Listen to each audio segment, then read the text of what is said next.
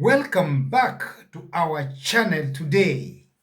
In our last episode 32, Jacob declared that he saw God face to face. Have you ever seen God face to face? Now, thank you, our friends, thank you, our viewers, for the subscriptions. God bless you. Today, we want to proceed to the next episode, that is episode 33. Jacob meets Esau. What happened? Let us see. Jacob looked up, and there was Esau coming with his 400 men. So he divided the children among Leah, Rachel, and the two female servants. He put the female servants and their children in front, Leah and her children next, and Rachel and Joseph in the rear. Now, he himself went on ahead and bowed down to the ground 7 times as he approached his brother. He bowed down 7 times, Jacob. But Esau ran to meet Jacob and embraced him. He threw his arms around his neck and kissed him. And they wept. Then Esau looked up and saw the women and children. Who are these with you? He asked. Jacob answered, They are the children God has graciously given your servant. Jacob is categorical and is minding his words. Then the female servants and their children approached and bowed down. Next, Leah and her children came and bowed down. Last of all came Joseph and Rachel, and they too bowed down. So you realize that each and everybody or each and everyone is bowing down before Esau. Esau asked, What's the meaning of all these flocks and heads I met?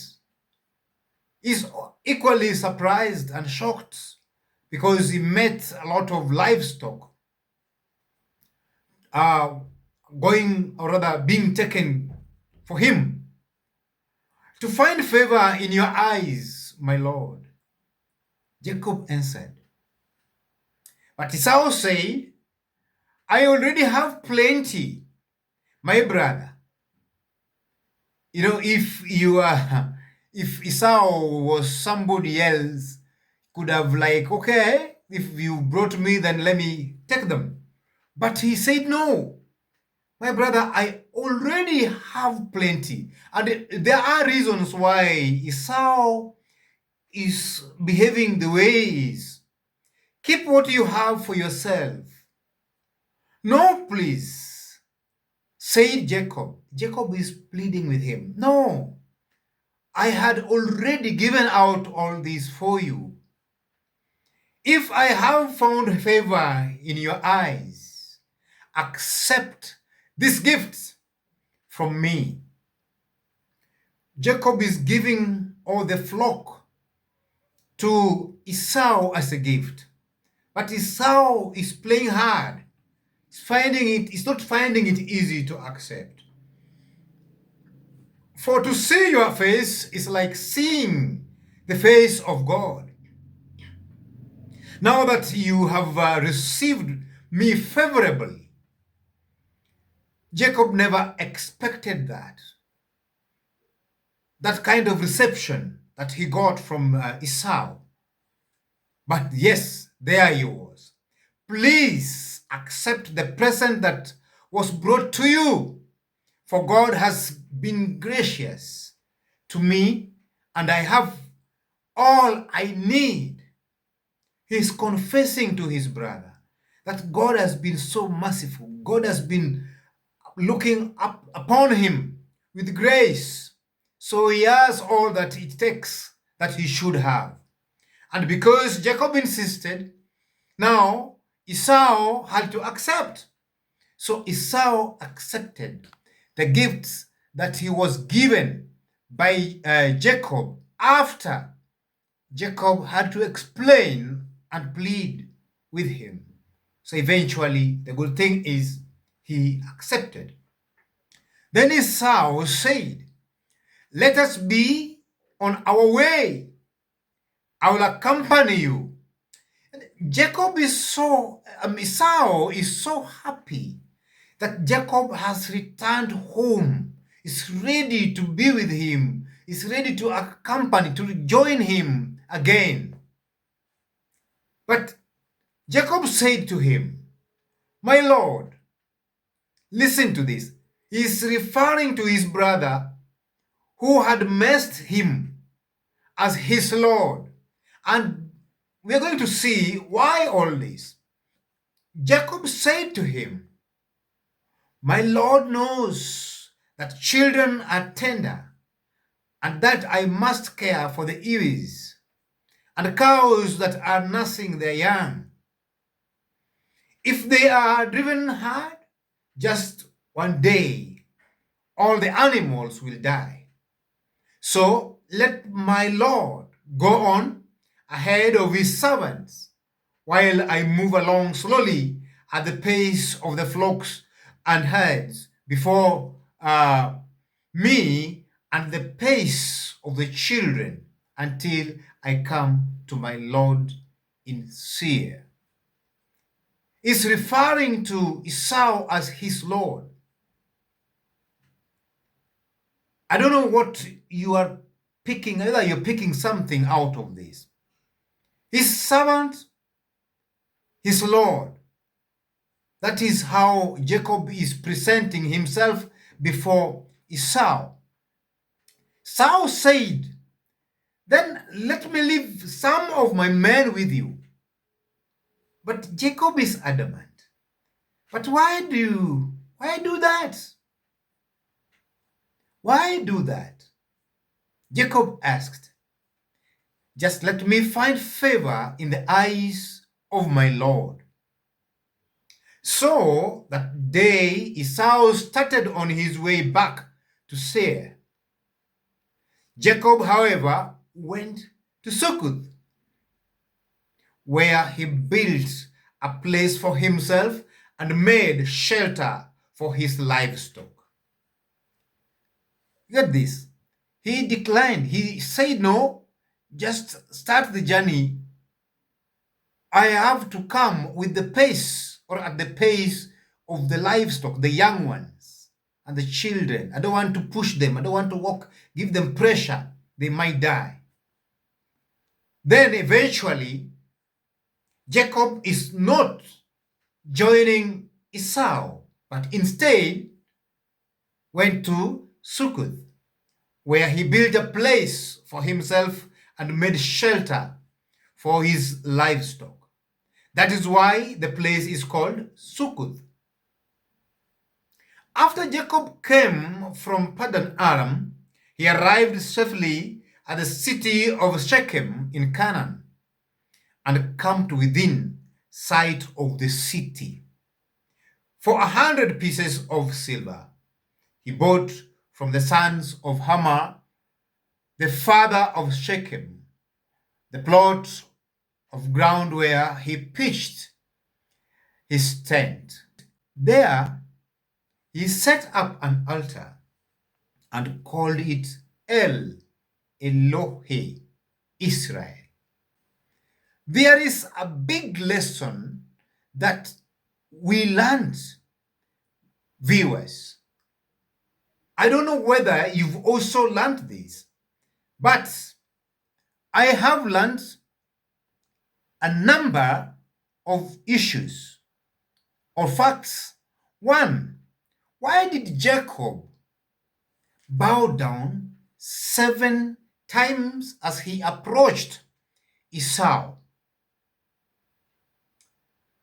Brothers and sisters, Jacob bowed down 7 times as a sign of deep respect, humility, and possibly repentance, depending on what or considering what had transpired between them.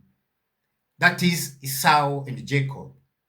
Bowing 7 times was a cultural expression of submission and honor to someone of high rank. Jacob did this both to show Esau that he came in peace and to atone for having deceived him years earlier when he took the birthright and blessings. You remember when he challenged the father until he was blessed and he took the birthright of Jacob. Another thing that I've learned is when Esau is weeping, they wept. Why did Esau weep upon kissing Jacob? The thing is, Esau's tears came from an outpouring of long suppressed emotion.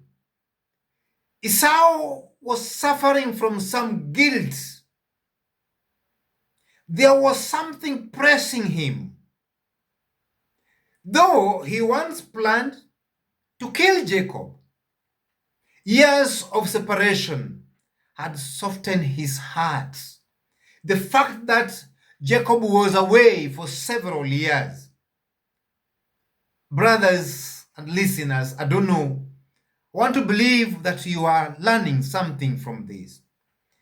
The embrace and tears signified reconciliation, forgiveness, and genuine brotherly affection after decades of estrangement, of being away, suffering from guilt, suffering from depression after doing a wrong. All this. So Esau had to felt it when he came upon, or by the moment they came face to face with Jacob. That is the reason why he could not control his tears. Another thing, or point 3, why did Jacob keep referring to Esau as your servant? If you are keen, he kept on referring to Esau as your servant. Jacob used the term your servant out of humility and as a way of lowering himself to restore peace. You are wronged, but still you want to show that, okay, you've forgiven and forgotten. You're now moving on. Something that is not very easy in the current situation or in the current generation. People do not know how to forgive and forget and move on. So this is the reason why he kept on referring to Esau as your servant. Yes, I, Jacob, your servant. He was reversing the earlier conflict where he had taken the place of prosperity through Isaac's blessings. When he was blessed, you see, by calling himself servant, Jacob was signaling to Esau that, okay, he had no intention of dominating him. I have no powers at all. He had no powers at all of kind of claiming his birthright.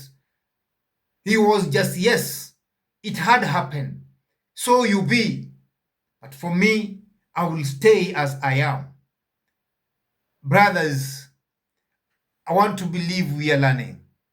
It is a good lesson that if we can capture and adopt, then we will have a very holy and cleansed society people who feel or full of love. We will be able to care for one another. Point 4. Why did Jacob refer? You see, because Jacob kept on referring to Esau as my Lord. Yes, Jacob calling Esau my Lord was another way of showing difference. This was both cultural etiquette or politeness and a deliberate attempt to soothe any lingering anger Esau might have had. He's really trying to be himself, to humble down, to make sure that Esau does not have any or develop any negative feelings towards him. It also acknowledges Esau's rightful seniority as the firstborn, even though Jacob had received the blessings.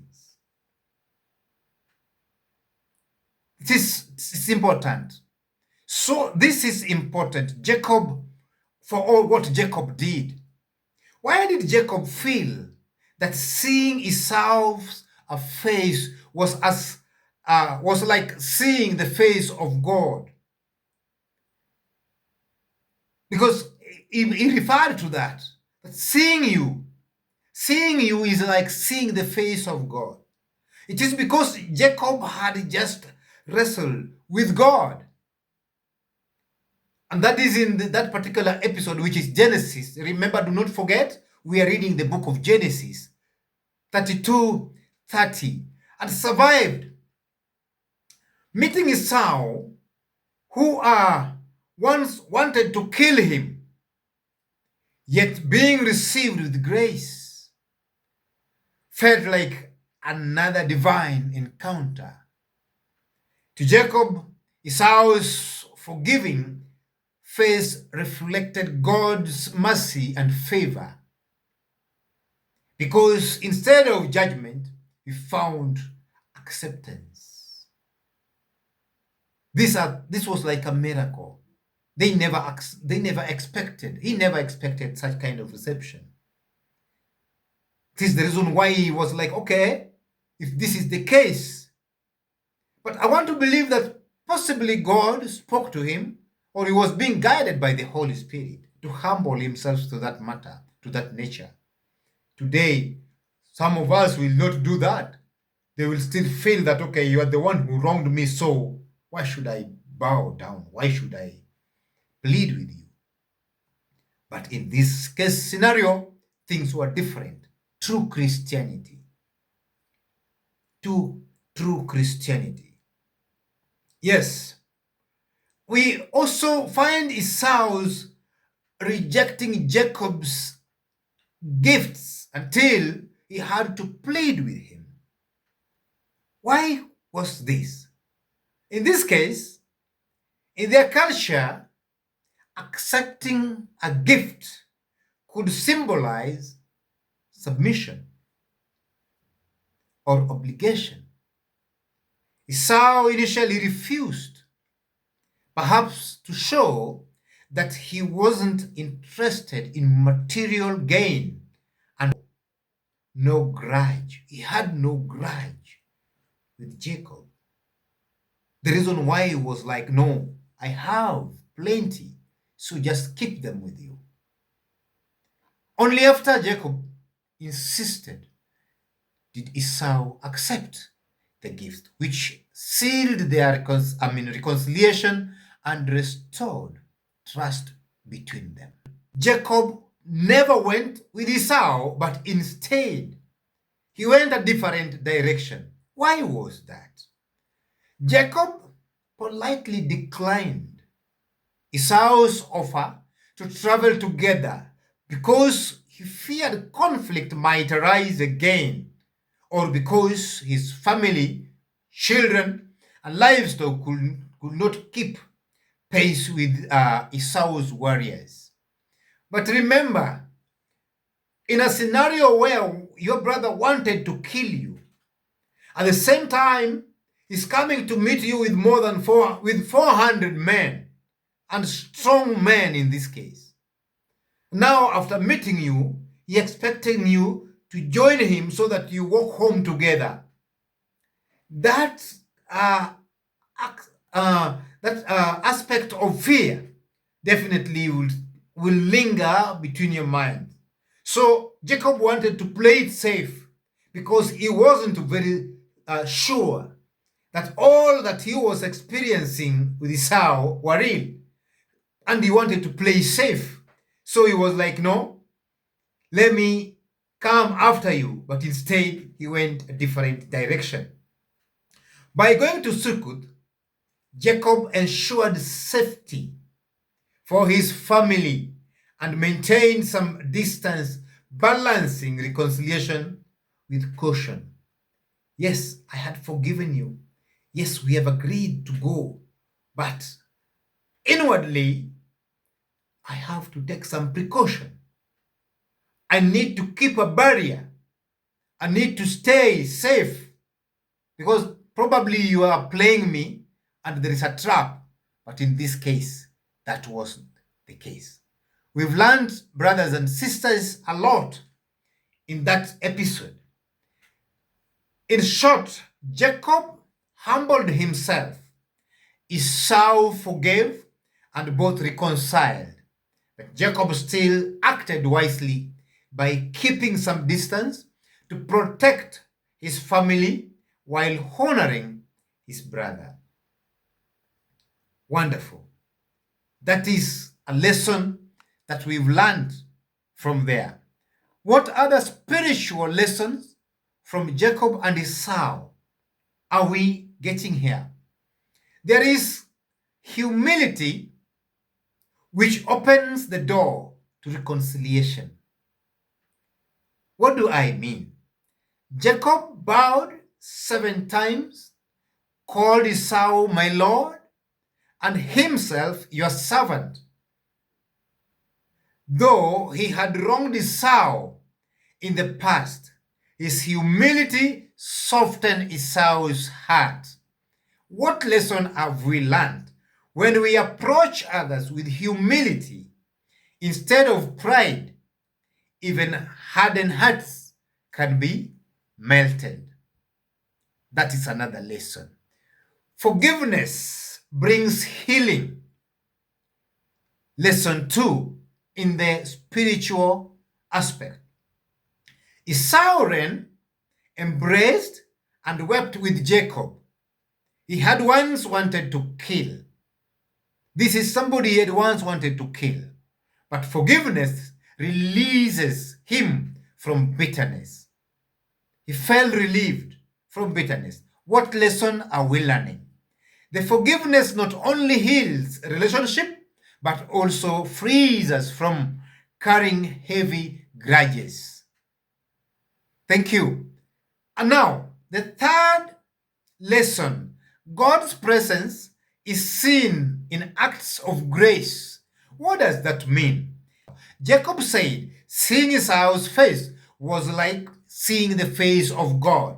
This teaches us that when forgiveness and love are extended, we see a reflection of God's character in people.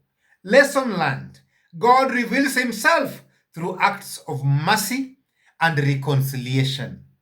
Brothers and sisters, we are learning, and this is wonderful. Gifts of peace seal broken relationship. What does that mean? Gifts of peace seal broken relationship. Jacob insisted Esau take his gifts, showing sincerity and goodwill. Lesson. Our gesture of kindness, generosity, or restitution can help restore trust and demonstrate a changed heart. Hello there. Keep listening. I'm almost closing or coming to an end. What lesson? Wisdom in reconciliation. Jacob didn't immediately travel with Esau, but went his own way to Sukkot. He sought peace without rushing back into dependence. Lesson. Reconciliation doesn't always mean resuming the old closeness. It sometimes means peace with healthy boundaries. Get that right. Now, the last but not least, God transforms what we fear. Jacob once dreaded meeting Esau, fearing revenge. Instead, God turned the encounter into joy, peace, and healing. What lesson are we learning? What we fear most, when surrendered to God, can be transformed into a blessing. Friends, viewers, in summary, humility heals, forgiveness frees, mercy reflects God's face, kindness restores trust, wisdom protects peace. God turns fear into blessings. God bless you. It's a long lesson, but I want to believe that God, through consistent watching, out of this, you've learned something. God bless you. Until we meet another time, we say goodbye.